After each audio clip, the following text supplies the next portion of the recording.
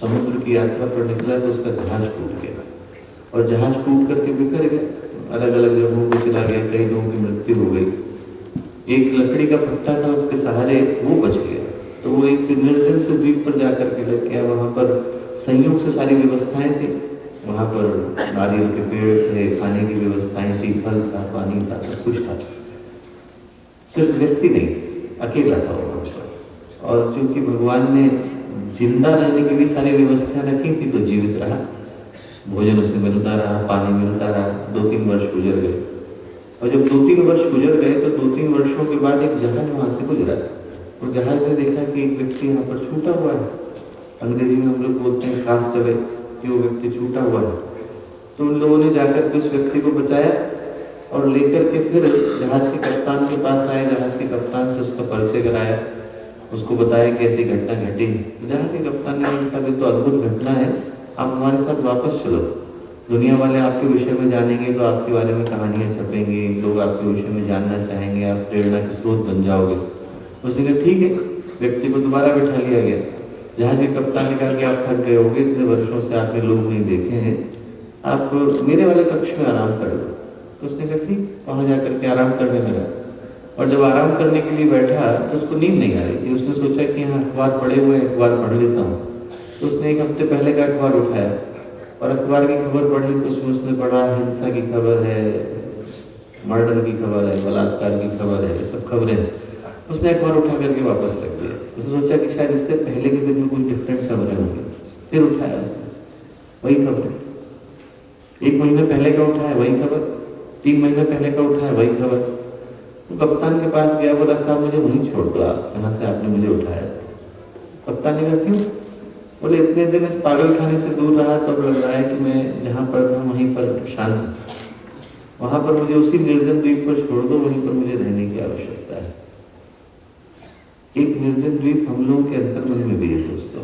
दुनिया जहान के पागलपन के मध्य, वहां के केओस के मध्य, वहां की भागदौड़ आपाधापी के मध्य, जब हम अपने व्यक्तित्व के अंदर अपने केंद्र को तलाश लेते हैं, अपने जीवन के अंदर, अपने सारे के सारे अस्तित्व के अंदर अपने केंद्र को तलाश लेते हैं, जहाँ पर शांति है, जहाँ पर निश्चलता है, जहाँ पर कोई पाप नहीं है, जहाँ पर मन के अंदर कोई उच्छृंखलता नहीं है, उद्दंडता नहीं है, मन बिल्कुल शांत है, स्थिर है, परमात्मा की ओर समर्पित है, गुरु के शब्दों के प्रति, गुरु के वचनों के प्रति पूरी तरह से समर्पित है, तो फिर हमारे जीवन में ध्यान का उदय होता है।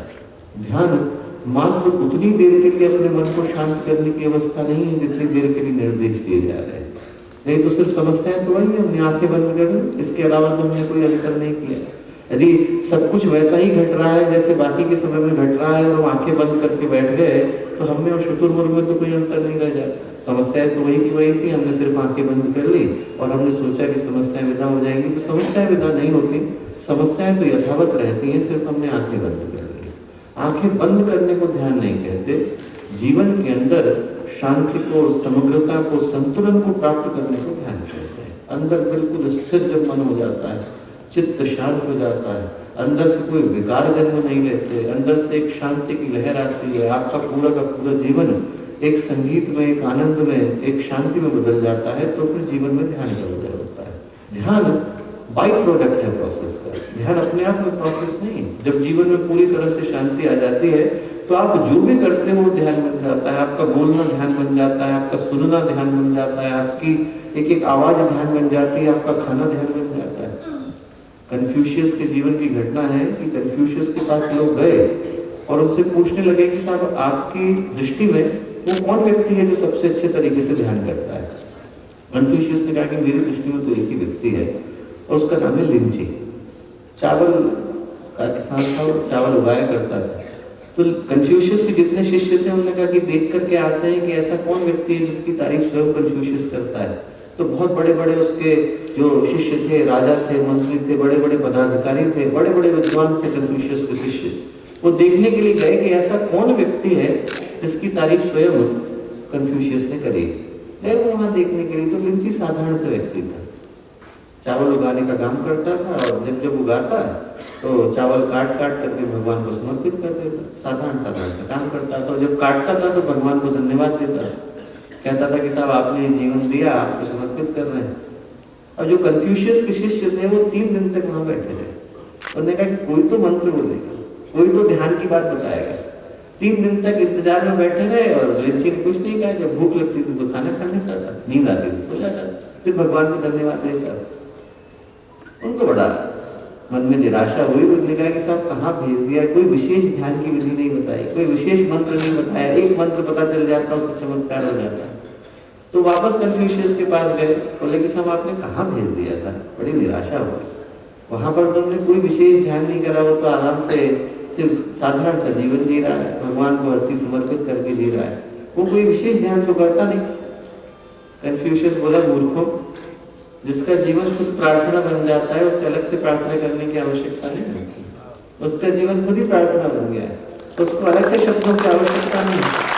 जब हमारा जीवन खुद प्रार्थना बन जाता है, जब हमारा जीवन खुद ध्यान बन जाता है तो अलग से ध्यान करने की आवश्यकता नहीं होती। फिर जीवन से जो भी लहर निकलती है, हमारे अस्तित्व के केंद्र से जो भी आवाज उठती है, वो भगवान के प्रति समर्पण की आवाज होती है। उद्देश्य ध्यान का ये होना चाहिए।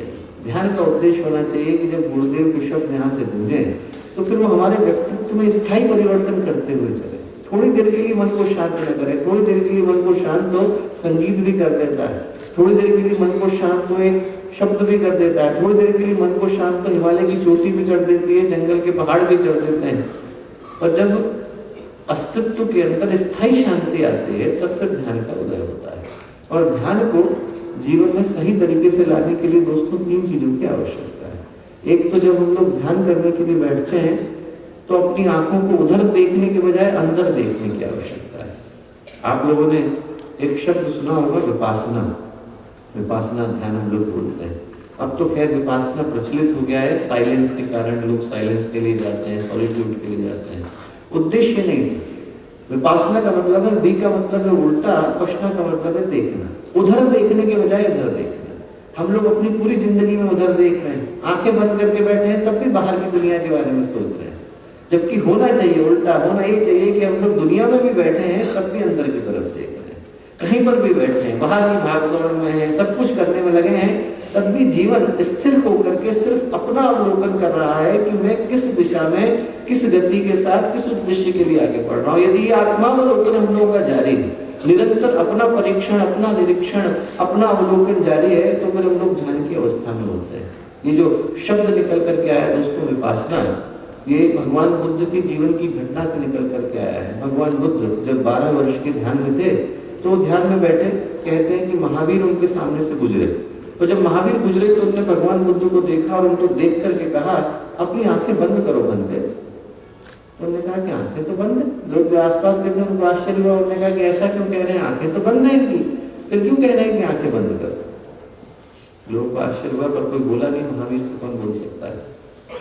फिर 4-5 वर्ष के बाद दोबारा निकले महावीर, तो उन्होंने फिर से बुद्ध को देखा, बोले अपनी आंखें बंद करो बंदे। आंखें तो बंद है। लोगों ने कहा आंखें बंद है क्यों कह रहे हैं। फिर निकले, कहते हैं कि तीसरी बार आए जब सारनाथ में भगवान बुद्ध प्रवचन दे रहे थे और भगवान बुद्ध की आंखें खुली थी और भगवान बुद्ध जैसे ही प्रवचन करने के लिए खड़े हुए, महावीर सामने से निकले, उनको प्रणाम किया और बोले कि मुझे बहुत प्रसन्नता है कि आपकी आंखें बंद है। लोगों ने कहा कि कैसी उल्टी बातें हो रही हैं, जब आंखें खुली थी तो कह रहे थे कि बंद है, बंद है तो कह रहे हैं खुली है। भगवान बुद्ध बोले कि इसका उत्तर मैं देता हूँ। बोले वो सही कह रहे हैं। बोले पहली बार जब वो आए, 2 बार जब आए तो मेरी ये आंखें तो बंद थी पर मन की आंखें खुली थी। मन संसार की ओर भटक रहा था, आगे की चीजें सोच रहा था, संस्कारों को देख रहा था, प्रारब्ध को देख रहा था, विगत जो कर्म थे उनको देख रहा था, आने वाले जो कर्म थे उनको देख रहा था। बोले अब मैं जहाँ हूँ स्थिर हो गया, अब मेरे अंदर कुछ नहीं। ये आंखें खुली हैं पर मन की आंखें बंद है, मन की आंखें भगवान के अलावा कुछ नहीं देख रही, एक ही जगह पर स्थिर हो गई। वो आप जब त्रिपिटक पढ़ेंगे, भगवान बुद्ध के सूत्र है और अंगुलीमाल की प्रसिद्ध घटना है, तो उसमें बड़ी खूबसूरत वर्णन है। आप लोगों ने पढ़ा होगा अंगुलीमाल की जब घटना है, अंगुलीमाल ने हत्याएं कर दी और उस पथ से भगवान बुद्ध गुजरे। तो जब उस पथ से गुजरे, जिस पथ पर अंगुलीमाल था, तो अंगुलीमाल ने जब भगवान बुद्ध को देखा तो उसे बड़ा क्रोध आया। उसे लगा कि मेरा इतना आतंक है और ये व्यक्ति निर्भीक होकर, निर्भय होकर इस पथ पर बढ़ा चला जा रहा है, तो बड़ा गुस्सा आया। तो गुस्से में वो भगवान बुद्ध के पीछे भागा और भगवान बुद्ध से बोला कि अरे भाग कहाँ रहा है। बहुत प्रयत्न किया उसने कि भगवान बुद्ध को पकड़ ले, पर पकड़ नहीं पाया, बहुत प्रयत्न के बाद गिर जाता था। तो बड़े गुस्से में आकर के वो बोला, उसे लगा कि साहब मेरे आतंक का इनके ऊपर कोई प्रभाव नहीं है, तो उस गुस्से में बोला कि अरे भाग कौन रहा है। भगवान बुद्ध बोले भाग कौन रहा है, भाग तो तू रहा है, मैं तो कब तक ठहर गया। बोले जब मुझे समाधि लगी थी मैं उसी दिन ठहर गया, तो उसके बाद से मेरे अंदर कोई भागदौड़ नहीं रह गई, मन शांत हो गया। बाहर की भागदौड़ और अंदर की भागदौड़ में अंतर है। मन यदि मुक्त हो जाता है तो हम संन्यास को उपलब्ध हो जाते हैं, और मन यदि बंधा हुआ है दोस्तों तो हिमालय की चोटी पर भी संसार है। मन यदि बंधा हुआ है, मन के अंदर वही कामनाएं, वासनाएं, तृष्णाएं, वही अहंकार हमें परेशान कर रहा है, तो हिमालय की चोटी पर भी बैठेंगे तो हमारे अंदर संसार अभी घूम रहा है। और जो मन मुक्त हो जाता है, मन के अंदर कोई बंधन नहीं रह गया, मन के अंदर कोई उच्छृंखलता नहीं रह गई, मन के अंदर कोई विकार नहीं रह गया, मन के अंदर कोई पाप नहीं रह गया, मन के अंदर कोई इधर उधर की गति नहीं रह गई, इधर उधर की उद्दंडता नहीं रह गई, इधर उधर का भ्रम नहीं रह गया, भ्रांति नहीं रह गई, भूल भटकन नहीं रह गई, तो आप पेरिस के बार में बैठे हो या लंदन के क्लब में बैठे हो, आप लोग हिमालय की चोटी पर बैठे हो या जंगल के अंदर बैठे हो, मन संन्यास को उपलब्ध हो जाता है। तो पहली जो चीज है, जब गुरुदेव के शब्द यहाँ से बोले जाए तो हम प्रयत्न करें कि उनका शब्द हमारे अस्तित्व की एक एक कण में घुल जाए, मन अंदर की तरफ जाए, बाहर की तरफ जाने की बजाय अंदर की तरफ जाए। दूसरी जिस चीज की आवश्यकता है दोस्तों, वो अपने अस्तित्व को खोलने की आवश्यकता है। शब्द हमारे कान से टकराते हैं, यहीं से निकल जाते हैं। पूरे के पूरे अस्तित्व को, पूरे के पूरे अपने जीवन को इस तरह का रिसेप्टिव और ग्राह्य बनाने की आवश्यकता है कि गुरुदेव के शब्द उतरे तो हमारे जीवन में क्रांति करते हुए जाए। वो साधारण शब्द नहीं, वो बिल्कुल साधारण शब्द नहीं। यदि उन शब्दों को हम लोग गहराई के साथ महसूस कर सकें तो गुरुदेव के द्वारा कराया गया एक ध्यान ही आदमी को क्रांति के दूसरे पृष्ठ पर ले जाकर के खड़ा कर सकता है। एक ध्यान, मात्र एक ध्यान। गुरुदेव के शब्दों के अंदर इतनी ताकत है दोस्तों कि एक शब्द यदि हम लोगों के अस्तित्व में गहरा चला जाता है तो आदमी के जीवन को सदा के लिए बदल देता है। ग्राह्यता को खोलने की आवश्यकता है। हम लोग भर करके बैठते हैं, अपने अपने प्रिजुडिसेस को लेकर के बैठते हैं, अपनी अपनी सोच को पहले से लेकर के बैठते हैं। उनको बिल्कुल शमन करके ऐसे बैठिए जैसे आज आप पहली बार गुरुदेव के शब्दों को सुन रहे हैं। पहली बार जब पॉल ब्रैंटन रमण महर्षि से मिलने के लिए गए तो बड़ी खूबसूरत 3 लाइनों की बातचीत है दोनों के मध्य। पॉल ब्रैंटन ने कहा कि साहब मुझे बताइए कि मैं पिछले जन्म में क्या था। तो उन्होंने कहा कि इसको जानने के बजाय ये जानने का प्रयत्न करो कि तुम अभी क्या हो। बोले मैं ये जानना चाहता हूँ, इसलिए जानना चाहता हूँ ताकि पता चल जाए कि भविष्य में क्या होगा। बोले ये जानने के बजाय कोशिश ये करो कि तुम्हें जन्म मरण से मुक्त हो जाओ। उन्होंने कहा साहब मैं वो सीख कैसे सकता हूँ, how can I learn that, और विल्सन ने कहा। और रमन महर्षि ने कहा you came to the wrong person, गलत व्यक्ति के पास आए। We do not teach learning, we teach unlearning. हम लोग सिखाते नहीं है, भूलना सिखाते हैं। जो सीख करके आ गए वो गलत सीख करके आ गए, पहले उसको तो भूलो। बोले आप उसको भूलोगे तो फिर आपके अंदर कुछ अच्छा घटने की संभावना नहीं। तो एक बार बिल्कुल स्क्रैच से शुरू करने की आवश्यकता है। ध्यान का प्रयोग साधारण प्रयोग नहीं दोस्तों, ध्यान का प्रयोग व्यक्तित्व को सदा के लिए बदलने का प्रयोग है। अपने आप को बिल्कुल खाली करके बैठे, एक भी हमारे अंदर हमारी सोच का हिस्सा शेष नहीं रहना चाहिए। जो है वो गुरुदेव का हिस्सा होना चाहिए। आप लोग गुरुदेव का 1984 का प्रवचन एक बार सुनिएगा, जब गुरुदेव सूक्ष्मीकरण से बाहर आए थे 1986 का बसंत पंचमी का जो गुरुदेव का प्रवचन था, उसमें गुरुदेव ने कहा है कि मैंने एक व्यवस्था बनाई है। आप लोग ध्यान से सुनना उस बात को। गुरुदेव ने कहा मैंने एक व्यवस्था बनाई है, इतने सारे मेरे बच्चे हैं, इनके साथ बातचीत करने में तकलीफ होती है, और यदि आपको मेरे से बातचीत करने का मन करे तो आप 10 बार सिर पर हाथ फिरा लो, सोचना कि यार मेरा एक भी विचार शेष नहीं रहा, और ये सोचना कि अब गुरुदेव का विचार आ रहा है और मैं वहीं पर आपके साथ कनेक्ट करूँ। आप कल्पना करके देखो कि कहने के लिए कितने बड़े साहस की आवश्यकता है। और उसके बाद गुरुदेव एक छोटी सी बात और कहते हैं, बहुत प्यारी बात कहते हैं आप रविवार को करना, रविवार को मुझे थोड़ी सुविधा होती है, रविवार को करना, रविवार को मुझे थोड़ी सुविधा होती है। ये कहने के लिए कि करोड़ों व्यक्ति हैं, उनके साथ मैंने अपने चैनल को खोल दिया है और इस क्षण में मैं आप लोगों के लिए उपस्थित हूँ, उपलब्ध हूँ। ये कहने के लिए असंख्य सूर्यों का बल एक व्यक्ति के अंदर चाहिए, वो गुरुदेव के पास था, है और बढ़ेगा। तो दोस्तों वो शक्ति हमारे अंदर दोबारा हो सके, उसके लिए हमें अपने दरवाजों को खोलने की आवश्यकता है। गुरुदेव को निरंतर प्रवाह करना है, हमें अपने दरवाजों को खोलने की आवश्यकता है। ध्यान के समय में अपने आप को अंदर से खोलें, अपने व्यक्तित्व को खोलें। और अंतिम जिस चीज की आवश्यकता है दोस्तों, समर्पण की आवश्यकता है। पूर्ण विश्वास के साथ गुरुदेव के प्रति अपने जीवन को लगाने की आवश्यकता है।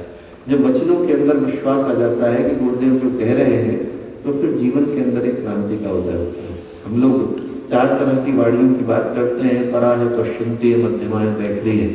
जिस तल पर हम लोग बातचीत कर रहे हैं वो बैखरी वाणी। इससे ऊपर जहाँ पर सूक्ष्म शरीर शुरू होता है, वहां पर जिस वाणी का प्रयोग किया जाता है वहां पर व्यक्ति यूज करता है मध्यमा। उसके बाद जब ऊपर चला जाता है, कारण शरीर आता है, तो फिर वहां पर पश्चिंती का मतलब देखने की। और उससे भी परे जो वाणी है वो परावाणी है। परावाणी जो है उसमें प्रेरणा उससे प्रवाहित की जाती है। यदि ऋषियों को आपके साथ संपर्क करना है, देवताओं को आपके साथ संपर्क करना है, भगवान को करना है, तो उनको आपके सामने खड़े होकर के एक शरीर धारण करके बातचीत करने की आवश्यकता नहीं है। तो सीधे आपकी चेतना में मैसेज को भेज देते हैं। ईमेल यहाँ पर डिलीवर हो गया, अब व्यक्ति उसी प्रेरणा के हिसाब से काम करने लगता है। रातों रात खड़ा है, आप किसी से भी पूछ करके देख लीजिए, किसी से भी पूछ करके देख लीजिए। एक साधारण बात आप किसी से पूछ लीजिए कि आप गायत्री परिवार का हिस्सा कैसे बने, और ज्यादातर 99% लोग बताएंगे कि साहब गायत्री परिवार के विषय में सुना था, कोई हमारे घर में आता था, और एक दिन एक घटना घटी और आदमी अगले दिन से एकदम अहर्निश शुरू हो गया कि मुझे गायत्री परिवार के अलावा कुछ नहीं करना है। उस दिन, उस क्षण, उस घड़ी गुरुदेव का ईमेल आपके अस्तित्व के अंदर रिसीव हुआ था। उस दिन आपके अस्तित्व ने उस ईमेल को रिसीव किया था जो गुरुदेव ने आप तक पहुंचाया था, और वहां से क्रांति की आवाज शुरू हो गई। तो दोस्तों अभी जिस शब्द में गुरुदेव कह रहे हैं वो सुनने में तो बैखरी लगती है, पर है परावाणी। यदि हम लोग अपने हृदय के द्वारा को खोलते हैं तो गुरुदेव के शब्द हमारे अस्तित्व के अंदर एक क्रांति करके जाते हैं।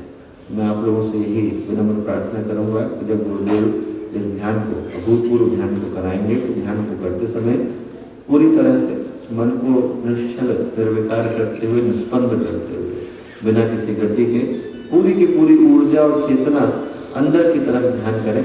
अपने व्यक्तित्व के अंदर केंद्रीभूत होकर के गुरुदेव के शब्दों को धारण करने का, कि एक एक शब्द को अपने अस्तित्व में धीरे धीरे करके केंद्रित करने में, ताकि उनके शब्द हमारे जीवन में ध्यान का, निष्क्रियता का जो भी एक हिस्सा है उसको खोलते हुए एक नई दिव्यता की, एक नई महानता की शुरुआत करें। भगवान करे कि हम से हरेक के जीवन में आज ही घटित हो, ऐसी शुभकामनाएं इसी मंत्र का।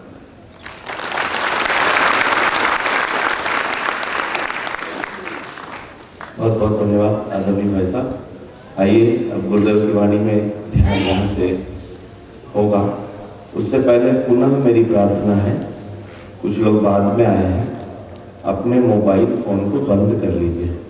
यदि आपसे नहीं बंद करते आता तो आप किसी की मदद लेकर के बंद कर लीजिए। यहाँ से निर्देश 3-4 बार दिया गया है, उसके बाद भी प्रातः के समय आपका फ़ोन बज रहा है। इस बात को थोड़ा गंभीरता से लें। आइए ध्यान का क्रम प्रारंभ।